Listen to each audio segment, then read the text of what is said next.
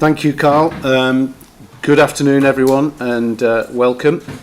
I'm delighted to be here today with Stephen Kenny as we confirm the extension of his contract as Ireland manager up to the Euro 2024 campaign, and indeed the contract of his assistant Keith Andrews and the key members of his coaching team.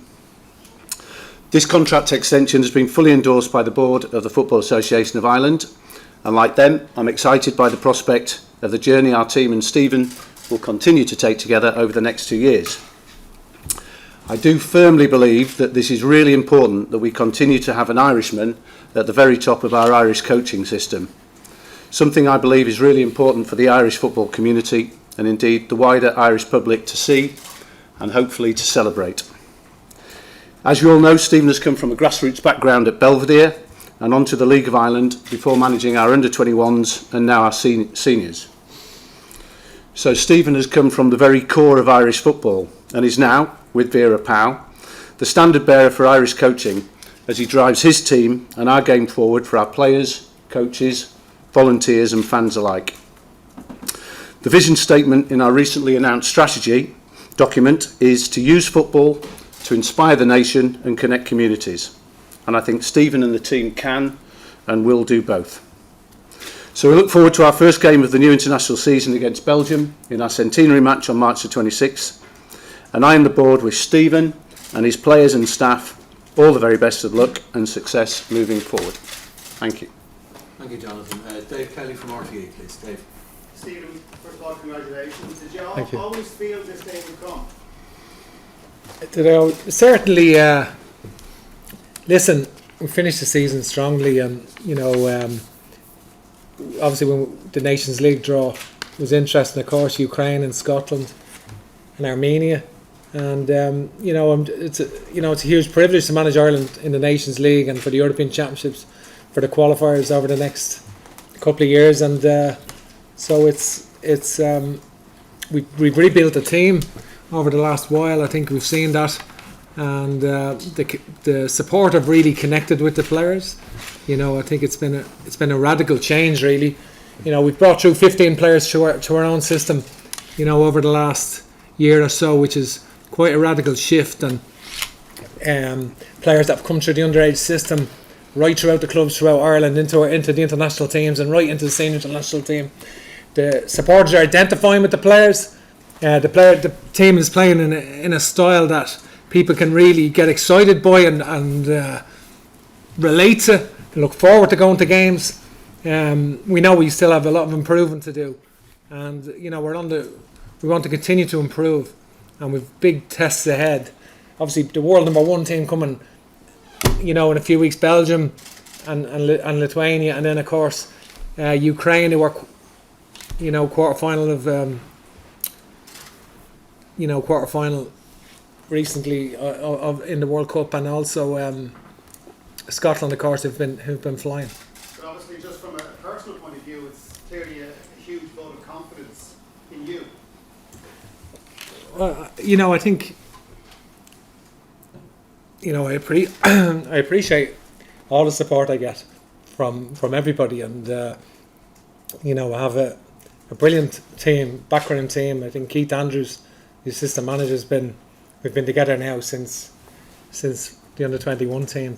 And he's been absolutely terrific, and all of the background team, Dean Kiley, all of the background team, and I think so, and we've had great support from within the FAI as well, and from all the Irish support, who home and away have really been giving the players a tremendous lift. Thanks, Dave. Brian? Stephen, congratulations. I suppose just to elaborate on what Dave was saying, I suppose there's a lot of noise last year about your future, good and bad. What does this do for you now in terms of you can just concentrate on football? Yeah, no, it's a territory, I understand that and accept it, that there is criticism, and that's part of international management, and it hasn't been straightforward, of course. We've had to, come through a difficult period, and I think I think it's great that we can really focus on it's very clear now. We just focus on getting the team ready for the friendlies and for the Nations League, and because we've rebuilt the team, so we're not looking to overly experiment anymore. Now we know what we have now, and we've completely. There's a great connection between the experienced players in the squad, who are brilliant professionals, brilliant role models for the younger players who've come in, and there is a great sort of spirit in the squad. You feel that over the last 10 games particularly, and over the last campaign really at times. I know we've played better in some matches than others, but you can feel it growing, and I feel we're going to get better again. And just on that, concentrating on football, I suppose, is one part of the jigsaw still missing. Are you any closer to having a replacement for Anthony Barry? How's that going?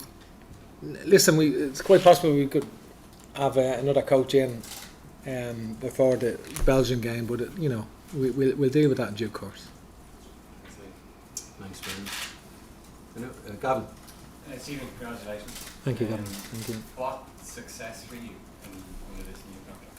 Yeah, no, I think the ambition is obviously to go to Germany and qualify for the European Championships. That's I realise that's the big ambition, the big dream.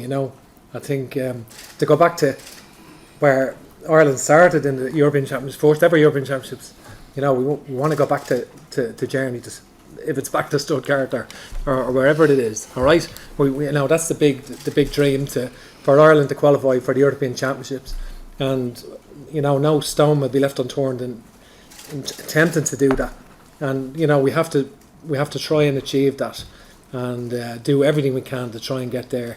Now with this team, who all at different stages of their career, we've players who maybe it's their last opportunity to get to a European Championships, and some who have their whole careers ahead of them, who want to make their mark in international football. So that's the big ambition, to qualify for the European Championships.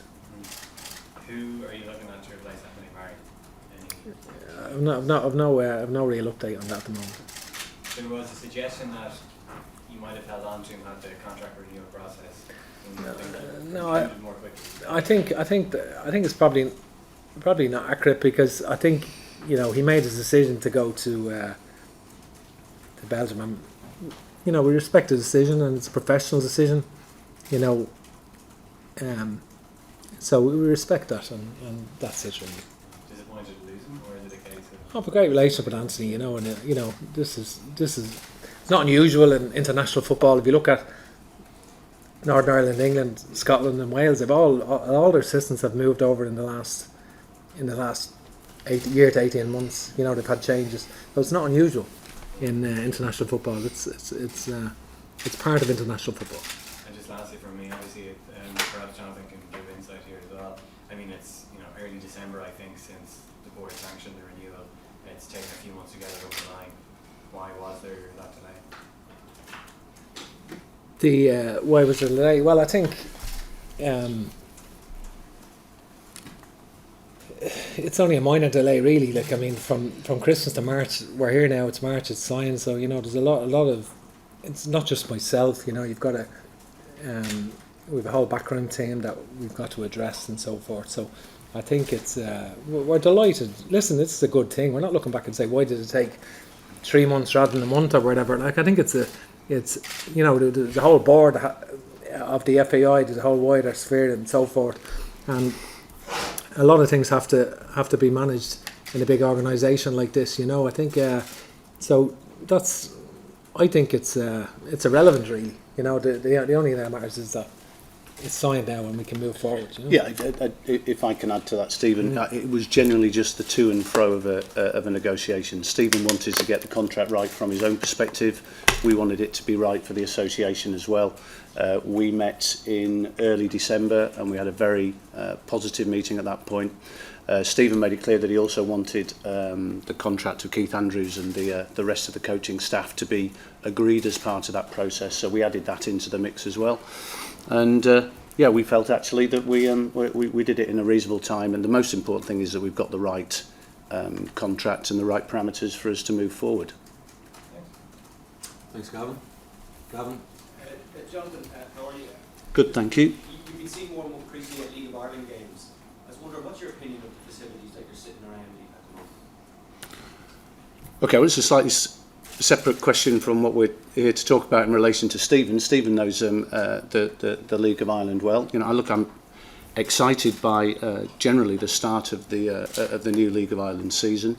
I think we're seeing some significant crowds going to the games and a real buzz around the games, which I do think is connected to what Stephen and Vera are doing with the international teams. Look, all of us want to have international class facilities for the League of Ireland, and we've talked about it the last time we were here in relation to our strategic vision. It is one of our 6 core pillars in relation to facilities and infrastructure, not just for the League of Ireland, for grassroots and indeed for the international team and teams. But as we said then, it would take some time for us to formulate our plan in relation to that. Once we do, we will take it to government and we will talk with them along with the clubs to make sure that those facilities, and as I say, the facilities for Stephen and all of the international teams, are at the right standard that we want for progress to be made. You've been on English grounds all your life, I imagine. But when you come into these grounds, Brian Kerr was asking this, Steve Portman said that Spurs and the FAI focus on these stadiums are in rag order. Like, what's your opinion of what you're seeing here on the ground? Is there not easy fixes like Wi-Fi, for example? Yeah, Wi-Fi is important for you guys, and I understand that. And we had a conversation about that with you accordingly, and I understand all of that, and it's just as important for our fans as well. Look, as I say, the real sea change in English football came actually on the back of two pretty major disasters, and I think the investment that was made into infrastructure at that point has helped English football move forward. And I would like to hope that the government and other parties and the clubs and the owners of the clubs will see that what we want to have are the right facilities that are fit for purpose for the current fans and new fans and families to come and enjoy the experience in a safe way. So look, I think we all agree that we want that to happen, but we all understand that that's going to need considerable investment. And to get that investment, we have to have a very clearly defined and articulated plan, and that's what we're working on at the moment. On Kaiser? Just if I can just add just on another issue there in relation to, I think we're going beyond the issue. You know, there is a change now. There is no League of Ireland fans and non-League of Ireland fans. I think what we have now in Ireland starting to emerge is just football fans. You know, players are people who love the game, and that's at all levels. And people can follow teams passionately in Ireland and simultaneously in other countries if they want to do that, and that's not an issue. And we're seeing that grassroots people from grassroots and the League of Ireland. We're seeing that with 18,000 tickets been sold in for the games and season tickets, you know, and hopefully hopefully even more, and hopefully for that we can get as many sellouts as we can throughout the year. And you're seeing with the League of Ireland, I was obviously in Inchicore last week, you know, there's been some full houses throughout the country, and it's great. And you're right, the facilities are, you know, not good enough, nowhere near good enough. And if the facilities are better, you feel we get more supporters and have a better league, you know, because it's all linked to finance and having better crowds and then better, you know, keeping the best players. That's all part of it, yeah. Oh, just to add. Okay, thank you. On? Stephen, I saw the housekeeping. I know you've got your coaches tied down. Have you retained your medical staff for there before as well?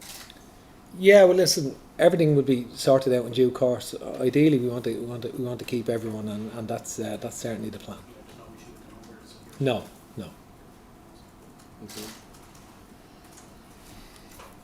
Daniel?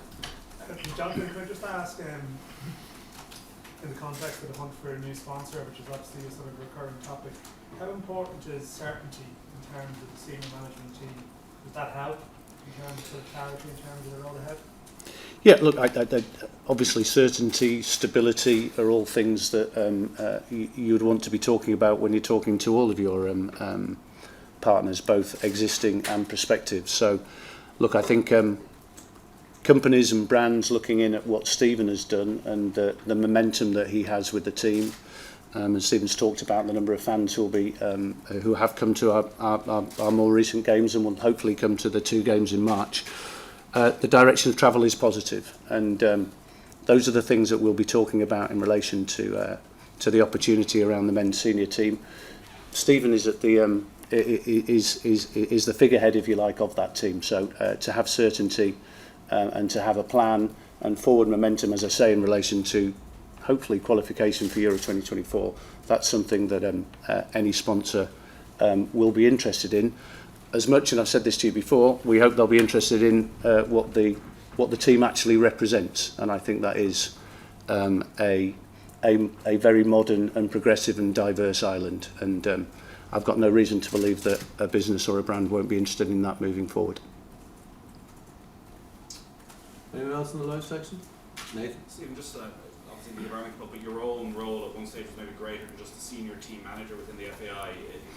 Do you see your job now just looking after the senior team, or do you have influence through the structures, the appointment of the new director of football, or the new title there? No, listen. I certainly won't be appointing the director of football, or that's for sure.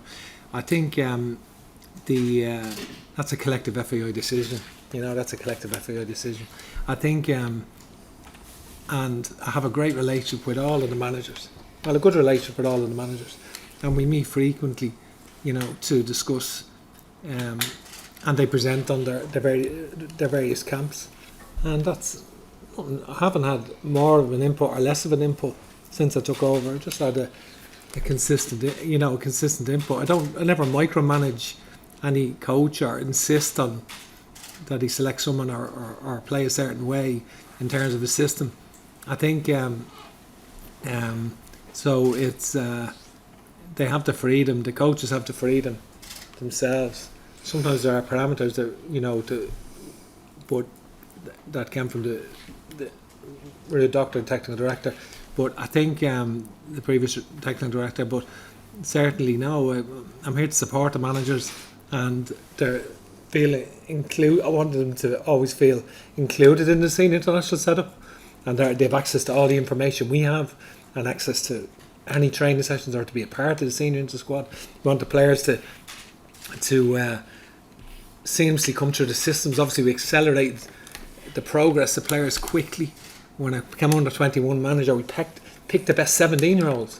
Gavin Mizuno, Troy Parrott, Jason Knight, Adam Ida. We picked Jason and Adam were 18, Troy and Gavin were 7. Picked all the best players that we felt, not the players who are physically the strongest for that level. We felt the players with the greatest potential who could impact the senior team in the future in the best way possible. The players we felt had the greatest potential, and we'll be consistent with that. And right throughout the ages, players have been moved up, to try and give them the chance at the highest level possible. And look, just to add to that, I hope I can say that Stephen and I have a good relationship. We meet on a regular basis. I don't think there's any topic that we wouldn't have a conversation about and talk through, and I value Stephen's opinion as much as I value the opinion of all of the other international managers, and I sit in that meeting as well. That group were very much part of the consultation process for the strategic vision document as well. So I think we're very comfortable in the way in which we interact. So. Stephen, just the record season ticket sales, especially in a year with no qualifiers, how important is it for you and the team to see that level of sport?